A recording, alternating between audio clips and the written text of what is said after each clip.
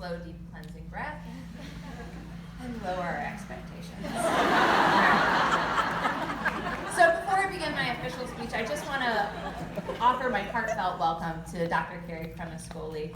I think I speak for everybody here when I say that we're excited to have some fresh perspective at the helm, and we really look forward to your leadership this year.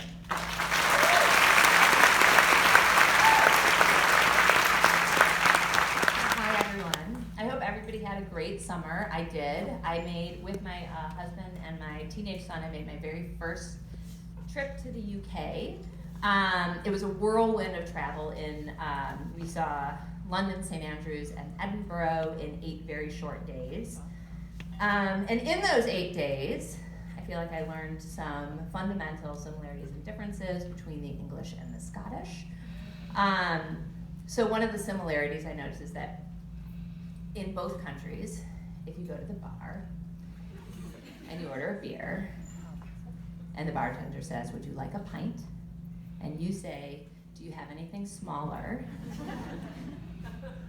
The bartenders of both countries look at you with the exact same mixture of pity and contempt. And incidentally, pity and contempt, I think, is going to be the name of the pub that I open after. And one of the biggest differences I noticed between the two countries was in the cuisine. It was in flavor and salt and seasoning. The English, I think, have some very, shall we say, almost imperceptible nuances of flavor. They expect a lot from the sensitivity of our palates to distinguish the flavor of the banger from the mash, the fish from the chip. On the other hand, haggis, which is the international dish of Scotland, is quite flavorful and delicious as long as you don't think too hard about the ingredients. So, upon my return in mid-August, obviously my mind turned to making this speech and what would I write about to welcome you back. And I started thinking, in metaphors, like maybe I could turn haggis into a metaphor, like an educational metaphor, like teachers are the liver, and support staff the heart, administrators the lungs, and we're all minced and boiled together. In the sheep's stomach, that would be like sound pedagogy, I don't know, boiled in data-driven instruction. I don't know. I'm still workshopping the idea.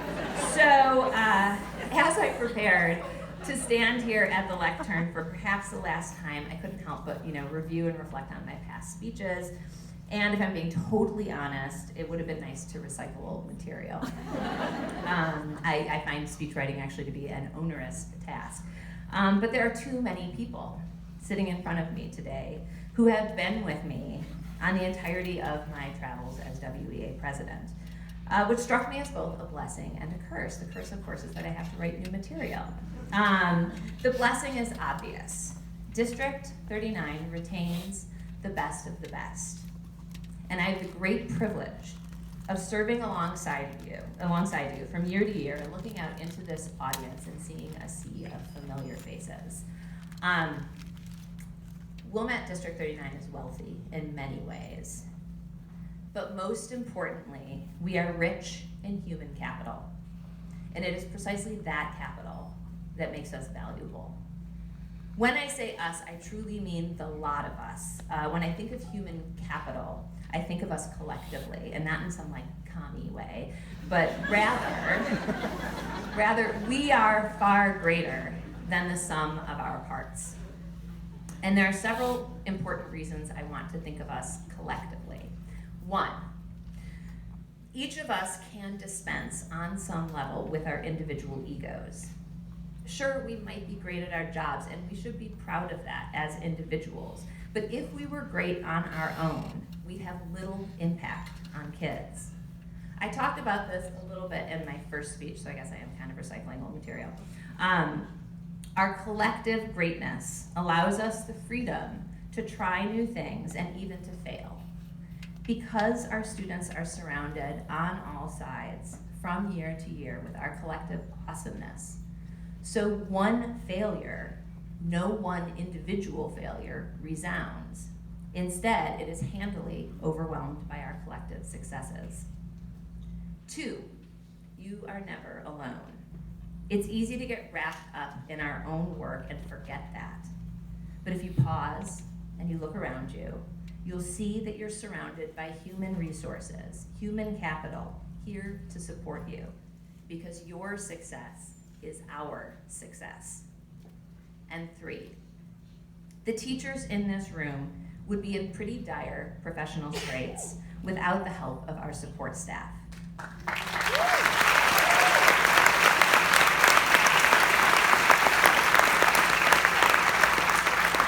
The divisions between us, certified versus support versus administration versus board, these are all arbitrary distinctions because none of us could function without the other. To be fair, I guess the custodian's job would be a lot easier if none of us were here, but where would we be without them? And I bring up this third point to highlight our collective value because as our support staff enters contract negotiations this year, it is in our collective best interest that their contract negotiations are successful.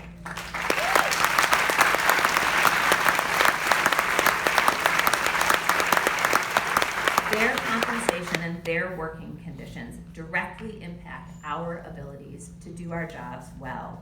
And we need to help make sure that we continue to retain the best of the best. And that next year, when someone else is standing at this podium, most of the faces in the room are the same as today. So I stand here today and pledge the WEA's support to the SSU.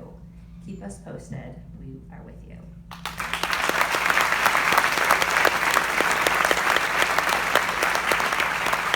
District 39 has a lot going for it, but mostly it has us. Listen, iPads are great, learning commons are great, but they're gravy. We are the main course. We are the haggis. All right, let's have an awesome year. Thank you and welcome.